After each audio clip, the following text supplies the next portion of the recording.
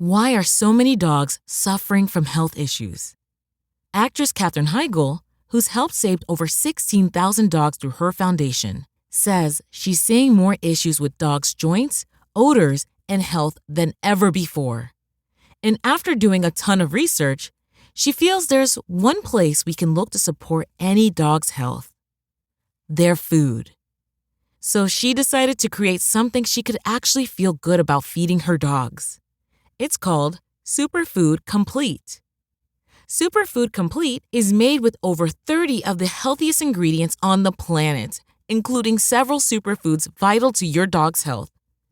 Badlands Ranch also sponsors the Jason Debus Heigl Foundation, which has helped rescue thousands of dogs and place them in loving homes. Dogs across America are trying this food and experiencing amazing health benefits. Go to badlandsranch.com/save50 and order right now to get up to 50% off your regular price order with a 90-day money-back guarantee. If you want your dog to experience all these incredible things, go to badlandsranch.com/save50 today. That's the sound of your current hype level at the gas pump. But brace yourself for something fuel-nominal, because Unleaded 88 is about to take the hype to a whole new level.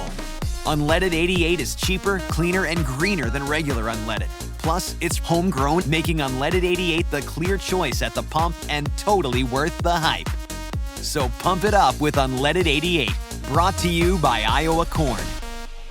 The following podcast may contain discussions supported by science that may be considered dangerous to some listeners and conspiracy theorists. Discretion is advised. The 3 Down Greencast is brought to you by Lucky Bastard Distillers, Saskatchewan's premier distillery, and by the Pile of Bones Brewing Company, brewed in the heart of Regina.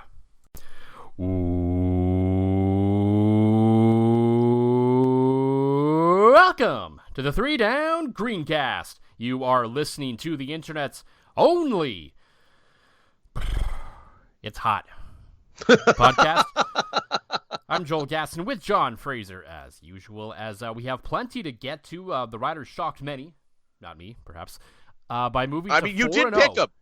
I did pick them. We'll give you credit. You may not have done it for the reasons of coming out and saying boldly that the Riders were going to do this. You kind of just went, meh, but you still picked them. I'll give you credit for that.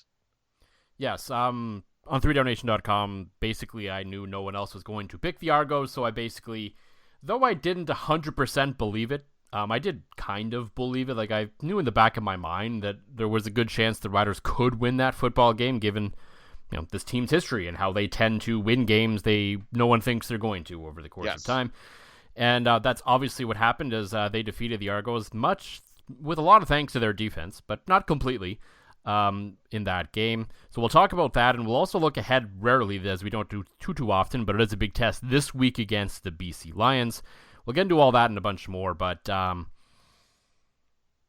know as we are doing this, the internet is either going to be working really well because everyone's busy, or working really poorly because everyone's also streaming. I don't know which is going to happen, because we are recording this in perhaps the middle of the largest soccer game in Canadian history, and neither of us really care that much. So. No, I never, and neither of us are guys to yuck somebody else's yum and be like, soccer, bleh.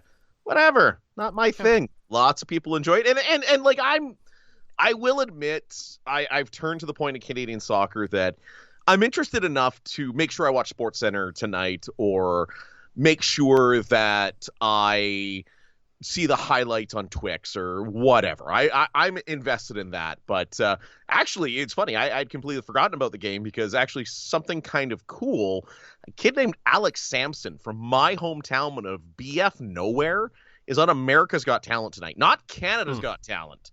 He's on The Real Show tonight. So big moment for little Atikokan, Ontario tonight. How did these not make Canada's Got Talent? I think he just went for it. It's almost like he made the NFL instead of making the CFL first. Right? He's obviously got the chops to make it on America's Got Talent. Yeah, it was weird, because I thought, I'm like, oh yeah, Alex Sampson. He's a singer from my hometown. My mom actually taught him for a while. So I'm like, oh, this is kind of cool. Oh, yeah, Canada's Got Talent. Oh, what? He's on the real one. Not to disparage anybody on Canada's Got Talent, but let's face because it, this year's big winner was from Prince Albert, remember? So and she's incredible. Yeah, absolutely. She's a great singer. But no, it was just it's kind of cool. So I can also assure you that for the first time ever, I doubt that Grammy or my mom are going to be amongst the first 5 listens. So let's hope Dave and Jock. I think Jock's probably watching, but it wouldn't surprise me if Jock would watch and listen at the same time. He strikes me as that kind of guy. Or Doug. You know what? Doug's got us. Doug's going to be the first listen tonight. I bet you. I mean, I can't. It doesn't specify down to who is actually listening, so we can't ever actually prove it. But hey, if you listen tonight while the soccer game is going on, please let us know. I suppose, so we can find out just who else is as dumb as we are. I suppose, I don't know. I feel like I should care about this more because it is a large sporting moment, and if I was still in a previous generation of myself who cared more about sports in general and not just football and essentially curling, you're right. Yeah, especially because I had to for professional reasons, it might be different. I don't know if I would still be watching it, but I would be keeping a little bit of a closer eye on it. Well, and I found myself to that. I found myself as I get older, gravitating more towards local, right? Like I'm paying more attention to the Berries, the Blades, obviously the Rush, as the year goes on, more so than I am to professional sports or large international events, and that's just kind of local, or we're going all the way overseas to Finland. Yes. There's no in between. Major kind of continental events. Super Pestis, let's go. Absolutely.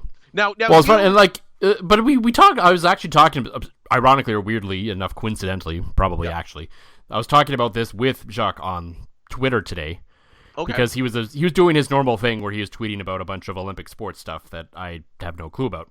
Yeah, and I forget the exact original tweet. He tweeted out, I guess CBC put together a whole thing on every single Olympic medal they think Canada's going to win at the Olympics, which is quite the undertaking.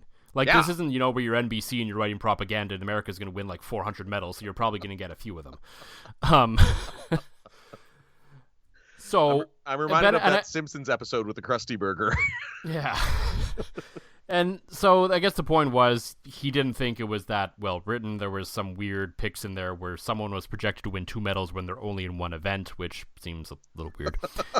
But my thought process was actually, I feel like there isn't a lot of buzz to the Olympics this year. I don't know if it's because I don't particularly care much anymore, so I don't notice it. But he actually kind of agreed with me. He's like, hey, yeah, Tokyo wasn't really that long ago, and the pandemic games have kind of killed things a little bit. There's no star power. And I don't know, are more people thinking that? I was like, I don't know. And then I also responded with, there's some sort of, shall we say, awkward stuff going on in the world right now, so maybe the Olympics is kind of not quite fitting in like it would. I don't know. Yeah. No, I would agree. With everybody basically on the verge of World War III and this impending sense that we're all going to get nuked, and of course that means I've started a new playthrough of Fallout 4. Getting myself prepared for the inevitable apocalypse. Right, just got to get myself ready. So, no, you're right. I think too, with the Olympics in general, unless you have Donovan Bailey back in unless you have that one shining star for the country to get behind and stuff like that. Yeah, once we get close to DeGrasse runs, I'm sure that's something for sure that'll get the country ignited. I don't really know. The men's basketball team. Though it looks like they got kind of put in a pool of death. So yeah, no, they certainly did. And they don't have the Americans, but they have the other countries that are actually good teams. Yeah, yes, so. But then you've got also Steve Kerr to Andrew Wiggins going, yeah, could you not play? Which is the dumbest, most annoying thing ever. We finally have a chance to be good at basketball, and we get kind of, thrown to the sidelines by Steve Kerr and the Golden State Warriors. Yeah. I mean, it's just the world's fanciest, most expensive handball tournament, so I will try to watch some of those games because handball is fun. And it's basically the only time I watch it is at the Olympics. I've seen the odd thing. Apparently, there were some championships this year as I was scrolling through DAZN the other day out of boredom. There was apparently something on there that I missed from handball. I was like, oh, cool. So maybe it's more accessible here in North America than it was before, but It's a fun sport that I love watching the Olympics, and that's pretty much all the Summer Olympics are to me. Kind of just like the Winter Olympics have kind of devolved just into curling for me. Curling, you're right, especially with the NHLers not being in the hockey tournament. I will care when NHLers are there again, because the true spirit of best on best, being able to cheer for your country against, even though I think the U.S. probably, rolls us out the door. But that, again, is a spicy take. Not as spicy as the one take you said you wanted to bring up in this preamble.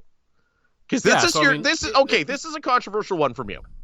It is, I suppose.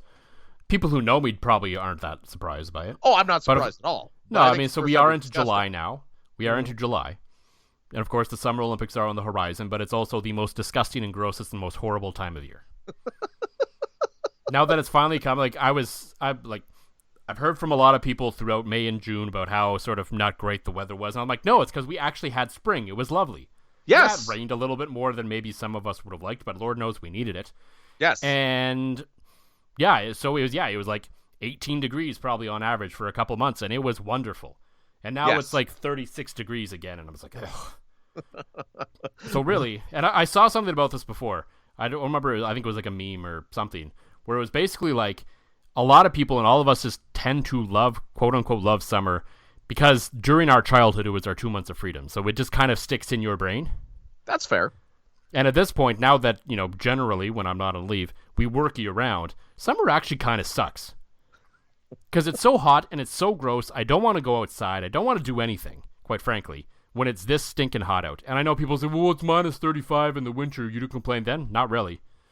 When it's cold, I can just put more clothes on. When it's this hot, if I go out with any less clothes on, I'm going to get arrested. And I still won't feel cooler, so. I swear to God, if you show up at the Stadnik in a Borat mankini, I'll still ride on the cart with you, but I'll be a little weirded out. I don't own one, so don't worry about that. Okay, fair enough. But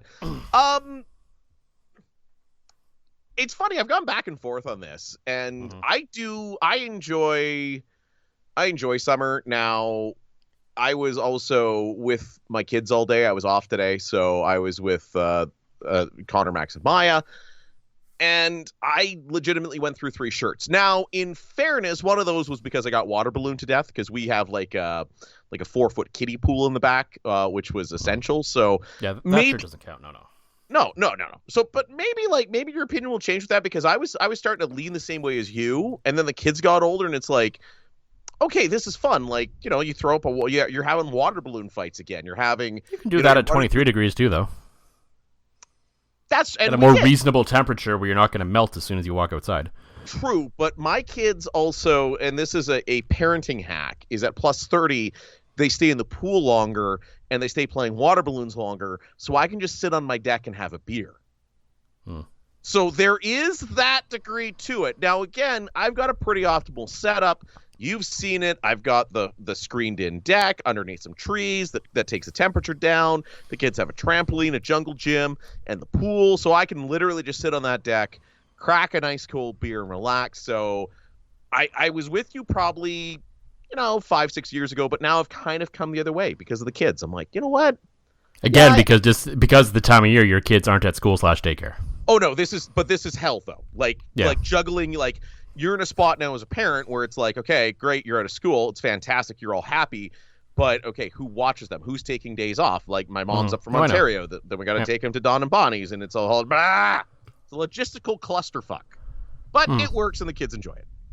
Yeah, I guess ultimately that's good that the kids enjoy it. But I personally, I don't think I'll ever come around on fully enjoying summer. All right, a hashtag remind me. About 4 years from now, when you're outside with Kay, we'll ask you this again. A lot of that will depend entirely on the state of the neighborhood. If anyone, I don't want to put trees in my yard because I don't want to deal with that. Yeah, you have no shade. We have no shade. So our back, luckily our house faces the right way. That our deck is usually fairly shaded by about 3:00. But until then, it's our backyard in the morning, it just roasts. It's impossible to use. Oh, okay. Yeah, that also makes more sense why you'd have that take. I've got... And I've honestly, I've thought this way about summer for years. It's not a new thought. Oh, no. This is just the first time we've discussed it. You and I have often had this discussion. I mean, I'm the guy that got a heat stroke at Riders Camp one year. and then had to stay in bed for 2 days because, of course, God forbid a guy covering football camp wears shorts and not heavy dress pants covering football. Hello, Saskatoon Media Group. Yeah, you're still very upset about that. Well, no shit, it gave me heat stroke. Like, that was the single dumbest thing that I've ever had happen to me professionally. I wore shorts all the time, was told one day, well, the rest of the newsroom has to wear slacks, so you have to wear slacks. I wore slacks. It was 32 degrees. I remember talking to you, almost passing out during a scrum. And then the next 2 days, I was off with heat stroke, and I'm like, bitch, I am wearing shorts.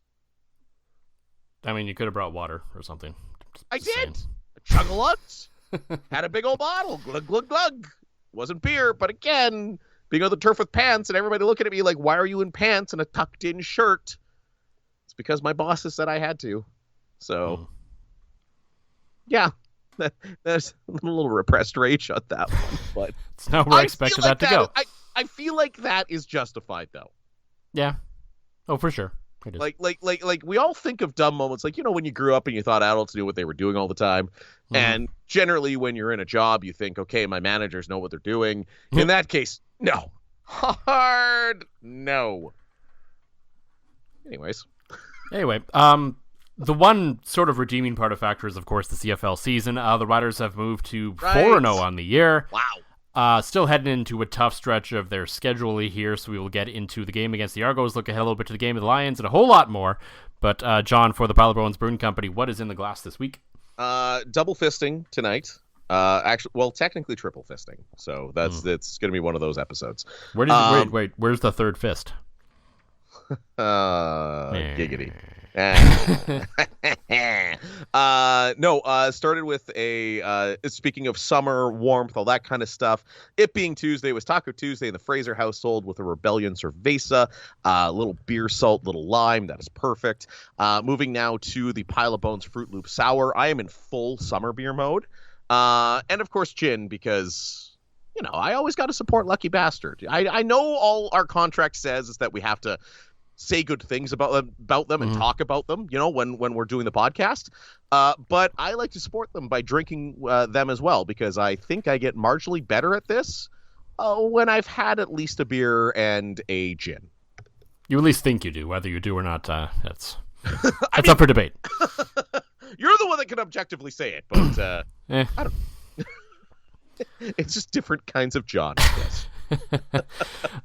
For me, I picked up last week a Nokomis Mixer Pack, enjoying today the classic IPA, formerly known as India Pale Ale, just sort of old school, straightforward IPA that tastes like IPA.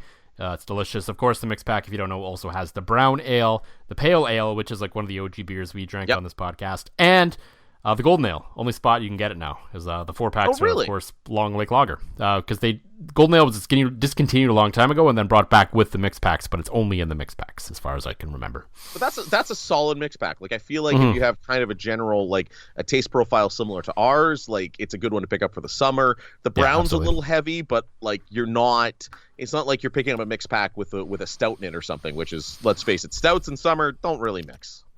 Yeah, some people do, but I mean, teach their own. That's fine. That's fair. Don't want to yuck anybody's yum, as we said earlier. Lots of yum for Rider fans right now, as an interesting game last week between the Riders and the Argos, to say the least. It was Throwback Thursday, as they called it, the Era's night. And it certainly felt like a bit of a throwback in the sense of a deja vu for the Riders for a good chunk of it.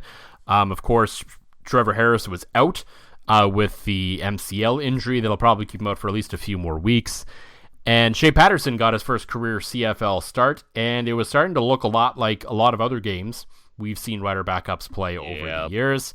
Until it was late in the first half, because Shea Patterson was he was uncomfortable at the start of the game. Yep. There was a lot of throws in I don't even want to call it dirt anymore. What do we call it? The pebble? In the rubber pebble. The tires? The recycled tire. In the recycled tire, yeah. And he did not have an answer for the pressure. And then I think it all kind of changed late in the first half when he made, I believe, a 26-yard throw over the middle to Jarrett Stearns. Yep. And that sort of kickstarted a 94-yard touchdown drive that ended, of course, in that ridiculous play by Sam Emilus where he made about 4 guys miss. How good was that And catch? from that point on, I'm not going to sit here and say that Shea Patterson let up or anything. Like, he finished with 198 yards, which is still more than I believe Chris Trevler and Jake Mayer threw for.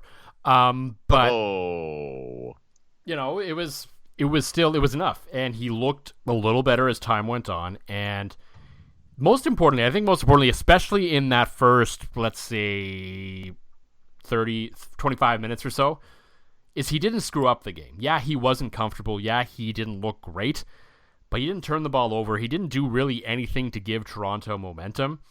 He made sure that it was like, okay, he's kind of got himself settled into the game and kept it, and it sort of wasn't over at that point. It wasn't like the Argos had already scored 2 pick sixes at that point by the time he got the touchdown drive, and, you know, it was already over. It was, okay, this was bad, but you know what? Nothing else has happened, so we're fine. And he eventually settled in, and I think ultimately, I know the defense is going to get a lot of flowers for this, and I understand that. They should. There was the pick six. They led to a lot of points, but I'm not sure they don't win that football game if he does not score that rushing touchdown in the third quarter. No, I would absolutely agree with you. Also, fun fact, as I was looking it up, as you were making a great point there, he outthrew Chris Trevler, the entire Ottawa Red Blacks, and yes, Jake Mayer. So not a big and I think numbers. Jake Mayer was at the bottom of that pile, wasn't he? He was at like 90.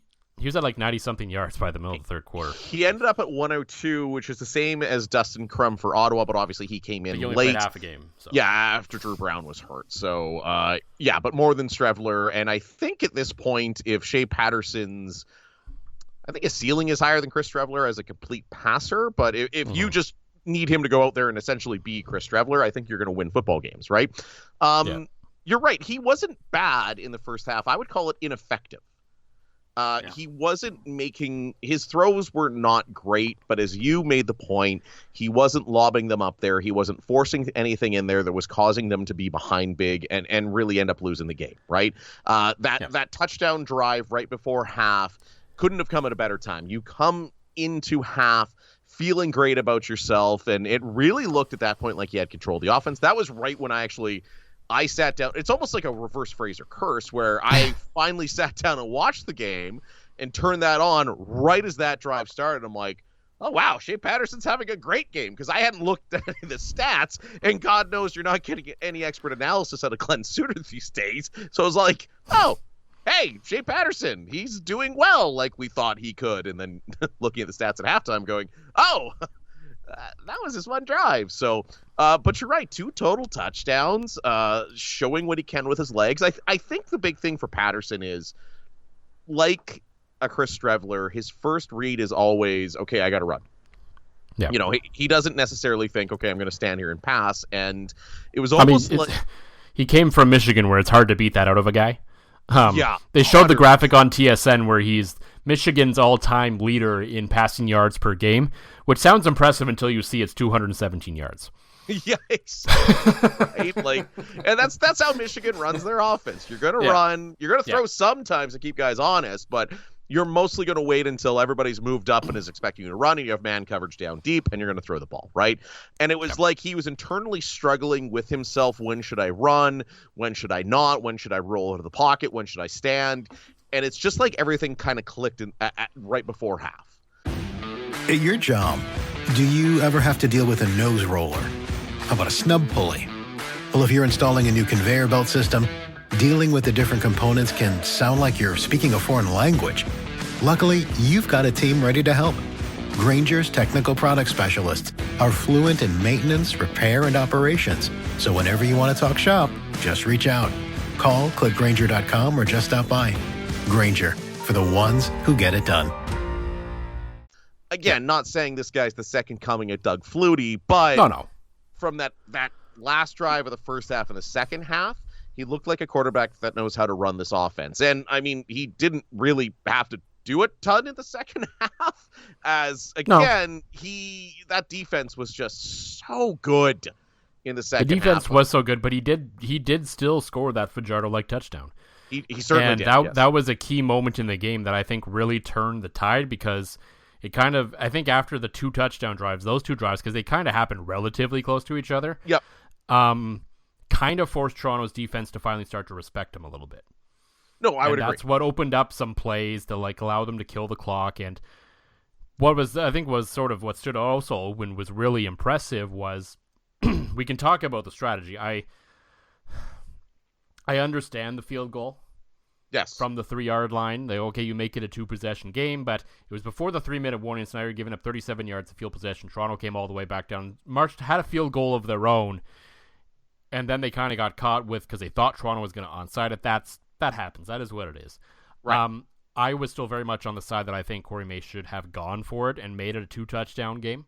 Yes. In that spot, it wasn't like the most egregious cowardly field goal, but it was in the conversation for one that I would have, that I don't necessarily 100% agree with, but I understand. Well, and you make it a 2-touchdown game, and even if you fail, you have to drive 107 yards to the other side of the field with your defense playing bananas line good. Yeah, against probably, I think it still might have been Cameron. They might have rolled Cameron Dukes back out then. After that drive was Arbuckle they brought out, but that's because they were down 10. If it's still 7, do they make the change? I don't know. Or whatever. I don't think it was 10. Whatever the score was, and. So the problem kind of got exacerbated because they got caught on the kickoff. If they were ready for a normal kickoff, Mario Alfred isn't for some reason taking a knee at the 12, and you're all of a sudden buried in your own zone. If you go 2 and out, you are giving Toronto pretty good field position. Yes. And this became a very key moment. You knew they had to get a first down or two, and traditional thinking is run until they stop you and then punt, basically. Yep. But Mark Mueller decided no. Mark Mueller was going to trust his quarterback to make some throws, and he did, and he's rewarded for it, and ended up winning the game. So to me, that says a lot about what the team sees in him, is they can not necessarily, he's not going to go out there and light the scoreboard on fire, maybe. Yep. But in the moments, they trust him to make a throw, and he rewarded them with making those throws. Well, and in fairness, with A.J. Ouellette out there, getting first downs on the ground is not exactly assured so far this year. No, but it still easily could have been 2 run plays of some kind just to keep the clock moving and then punt, right? How many teams have done that in the history of football, right? Right. And would be afraid to throw the football because the clock will stop if they don't complete the play. Right. And I'm with you. They do obviously trust him, and I think too. I think that shows their trust in him, but also maybe shows the concern that you and I were talking about in the preseason about A.J. Ouellette, right?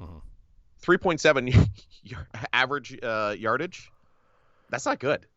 That's not good. And clearly this is an offensive line that seems to know what they're doing, being as they're able to keep Patterson upright and, run the ball occasionally. But it's just, there's something with AJ this year. And you said it, Justin Dunk said he looks top heavy. And I went back and watched the game after you had said that. And yeah, he kind of does. It's almost like he's been building up his body for pro wrestling, and he's missing that, like, he's got his next opponent in Edouard, who did that flying frog splash on him. Well, that's exactly it, right? But he looks like the kind of guy, like he looks like the kind of guy that's been skipping leg day, which is crazy to say for a CFL running back. Like, he just doesn't have that same power to him in Regina so far. Like, even his good games have been because he's been catching balls out of the backfield, which is important, and he's able to pick up the blitz well, but he doesn't have that same power when he hits the line, and he's never going to be a guy that's going to make a guy miss or anything like that. So it's just like running forward into futility has been what we've gotten out of A.J. Ouellette so far. Mm-hmm. And that was very evident in this game. So yeah, I'm glad they had Frankie Hickson on the roster that game. Shea Patterson obviously could have ran himself as well. So they had options to run the football there and didn't. Right. No, certainly. And they only ran Frankie Hickson once, but I do like the trust that it shows in Shea Patterson. But I also like the general thinking of let's go and win this game. And I are both huge rather than playing scared. And unless it was 2nd and 1, then okay, maybe run the football, but it wasn't. So you go out there and they made the throws, and you got to give them credit for doing it. You got to give them credit for actually completing it as well. Well, and again, it goes back to how different this team is with Corey Mason, Mark Mueller, right? Mark Mueller's making that decision that, no, we're going to throw the ball, right? And I think Mark Mueller's the kind of guy, and we've seen it through the first 4 games, where he plays to win the game, right? That decision of the field goal, I'm with you. I could take it or leave it. I would have liked to see them go as well as you do, but it's not the worst ever field goal from the 3. It's rare that a field goal makes sense from the 3-yard line, but that one did make sense. But if for some reason it kept it a 1-possession game, I wouldn't have liked it. Oh, but no, that's the worst idea ever. Because the thing is, it's like coaches never think about is, okay, well, if we fail, yeah, you got to go 107 yards. Like, you got to go a long way against a defense that is just playing like unbelievably well, and did so again that game with 4 interceptions to Cameron Dukes, who I know he was anointed as the guy and he's shown flashes of being the next guy, but was that good Ryder D or was that bad Cameron Dukes that we saw? It's hard to say because, I mean, like, there's a lot of conversation this week about, you know, Chad Kelly's eventually going to have to be the answer for Toronto again. I'm not 100% so sure. I mean, Cameron Dukes has had 2 rough weeks against the Montreal Alouettes, who were obviously very good at everything. Yes. And the Rough Riders, who are right now playing some very good defense. So, yes. You know, I think maybe the discussion around whether he was the guy to take over was a little premature after 2 games. I would also think it's a little premature to bury the guy after 2 games as well, especially when it appears that he is not a head case, unlike the guy who may come back from suspension at some point. That guy should not come back from suspension. I'm not saying that the CFL should suspend him indefinitely. I wouldn't have hated that move. But the fact that he's out there watching the game and vague tweeting every time Cameron Dukes throws a pick, like, you're acting like it's not your own actions that have stapled you to the bench. It's not like you're sitting up in the press box because of ineffective play or something you said. You've been suspended by the league after a thorough investigation, and you're sitting on your ass. So for you to go out there and question the guy that's taken over your job every time he makes a bad decision, like, that just shows what a nut bar this guy is. Like, and I've said it here. I've said it on other podcasts I've been on. I want to just tee off on Chad Kelly. Like, I just want to tee off so bad, but this is clearly a broken man battling issues that needs help. Like, there's no sane person in the world in his position that shit talks the guy doing his job right now. Like, no matter, if he was in the NFL or the NCAA, he'd be blasted into the sun. You know, like, it'd be like that episode of The Simpsons. It's like, get another Simpsons reference in there. He'd be on the rocket to the sun, not the one to Mars to save humanity. I don't understand why the Argos organization continues to go, yeah, he's coming back. We can't wait. Yeah. And even, like, I love Ryan Dinwiddie being both a fan of Man Rockets and Boise State. But the fact that Dinwiddie hasn't come out and just said, you know, made the question go away, that he's like, oh yeah, no, we need Chad back. Like, come on, guys. Like, what are you doing? This is a sport that prides itself in locker room atmosphere, and no one man is bigger than the team. Like, how's that guy supposed to get back in the quarterback room after shit talking your starter on social media, the guy that's starting because you're a dumbass and you crossed the line and were found guilty? How are you supposed to go back to your team after doing that? Like, I hope he gets the help. I hope the Argos release him tomorrow. He gets the help he needs. It could be a cool redemption arc, but man, that guy's a nut bar. Yeah, I mean, I think whether there's obviously a myriad of reasons why I don't think this guy should be currently playing in the CFL and should not be coming back anytime soon. Yes. For all the explicit reasons we've talked about before and everyone knows about at this point. I don't care if he actually makes the Argos better on the field or not. It is clear that this guy, if you're the Toronto Argonauts, if you are whoever is in charge of the football operations department there, you should not be wanting this guy to be the face of your team and leading your team. I think that's pretty clear at this point. Yeah, despite 100%. And that's just off sort of what we see as this guy as a person in terms of what's between the ears, not necessarily everything that's already happened. All of that is enough to say no, but the fact that they haven't said no to this point, everything else that continues to happen is another reason to also say no. And if they trot him back out there whenever the league decides he's allowed to play again, it'll say a lot about a lot of people in that organization. No, you're absolutely right. And it's shocking to me that they haven't moved on. And instead it's like they're pining for him to get back. And like you said, it's incredible to see them bury Cameron Dukes after 2 good games and now 2 bad games against 2 really good defenses. Because you said it, that Montreal team right now, they've probably got Grey Cup favorites written all over. Like, this just seems like this no one has done anything to them this year like Calgary did in the first half, and they still got whipped in the second half and lost. Oh, 100%. Like this, like I feel like this, like you could just cancel the season tomorrow. Let's just put Montreal and BC in the Grey Cup and let's go. Let's have a summer Grey Cup where we're gonna sweat our asses off and enjoy the good times, the Grey Cup Festival, because this just has Montreal BC written all over it. I appreciate you trying to transition me to BC, but the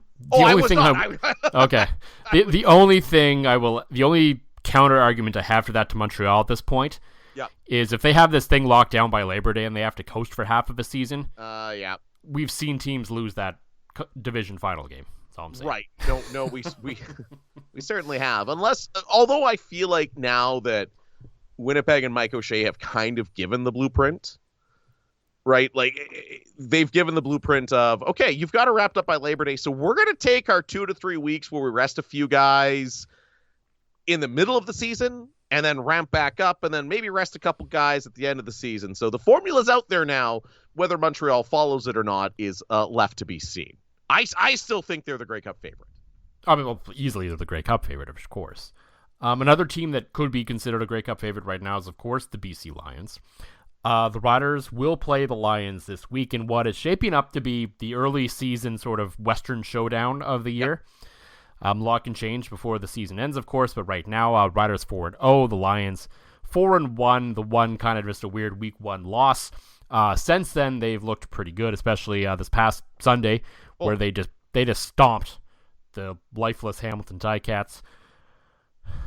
Which was funny because that score looked closer than it was, and it was even funny, they let up, like every team that does when they're up 38-0 in the first half or whatever it was. They kind of backed off in the second half a bit. So yeah, you could tell the foot was off the gas, and it was even funny at one point. Matt Dunnigan basically came out and said he's like, I can't believe this isn't like a 2-score game because BC has been that good. This score is absolutely flattering Hamilton, and he was saying that in like the third quarter.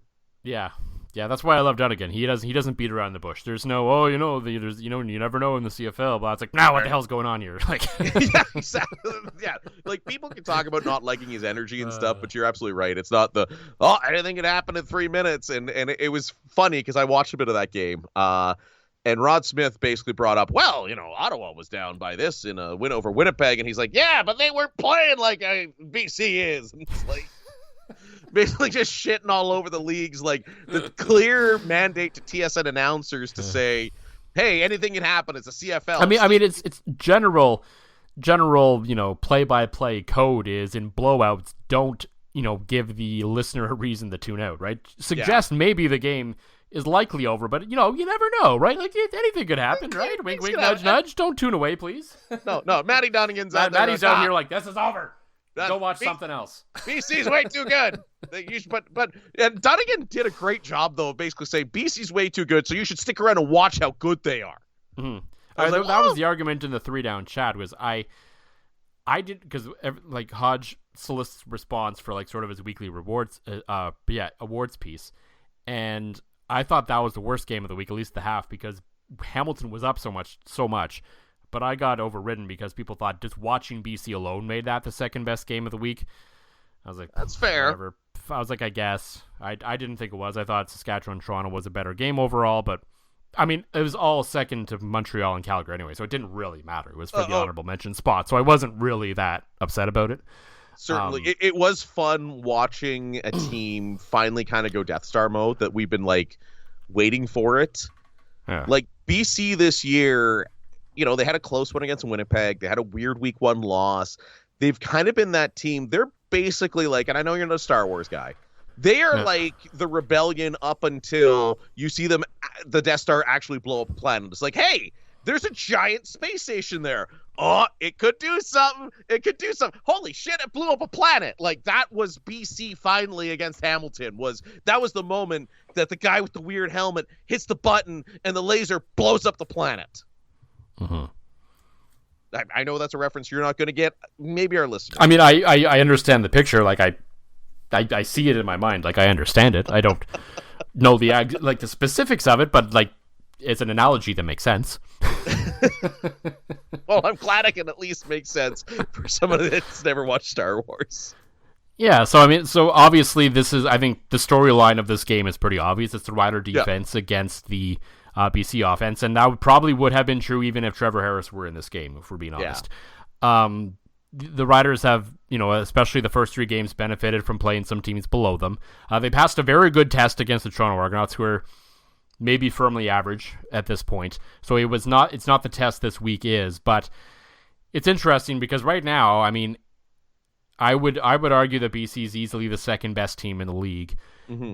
And if the Riders can fight them, and if the Riders can somehow even win this game, it will change a lot of, it'll be a big W, and that's sort of a spot where, to me, okay, if they can win this game, to me, potentially the door is open to hosting the West Final. I think at this point, I'm not going to say it's locked down, but there's a better than average chance that they should be hosting a playoff game this year based on how everyone else in the West is playing.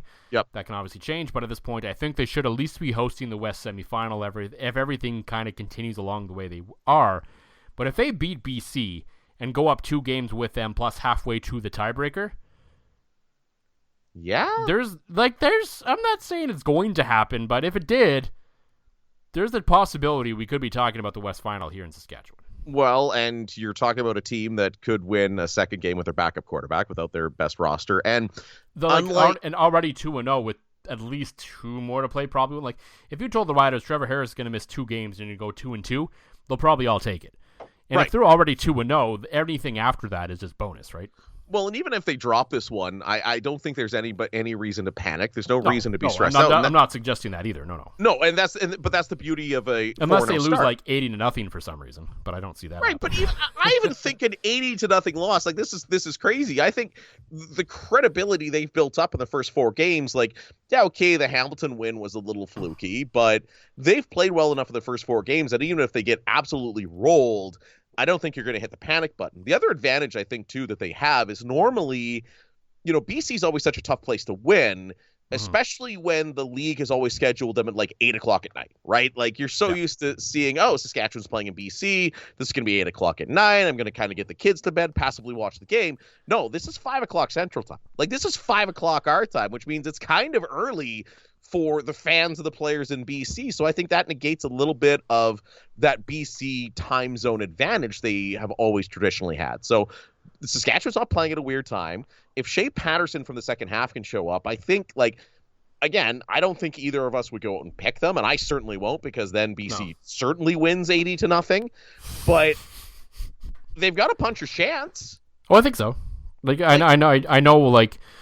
I think BC's likely going to be the overwhelming favorite, and I think most people across various websites will probably be picking the Lions. I will probably be amongst them. They're a 7.5 point favorite. Yeah, and I think that's probably fair, but I wouldn't necessarily rule out the fact that the Riders may find a way to win this game. I think if it's close, they might win. If it's not, they won't, obviously. I don't see them blowing out the Lions, but if it's close, yeah, I can see it happening. Yeah. Puncher's chance. I will not pick anybody because we all know what happens with the Fraser curse. At your job, do you ever have to deal with a nose roller? How about a snub pulley? Well, if you're installing a new conveyor belt system, dealing with the different components can sound like you're speaking a foreign language. Luckily, you've got a team ready to help. Grainger's technical product specialists are fluent in maintenance, repair, and operations. So whenever you want to talk shop, just reach out. Call, click Grainger.com, or just stop by. Grainger, for the ones who get it done.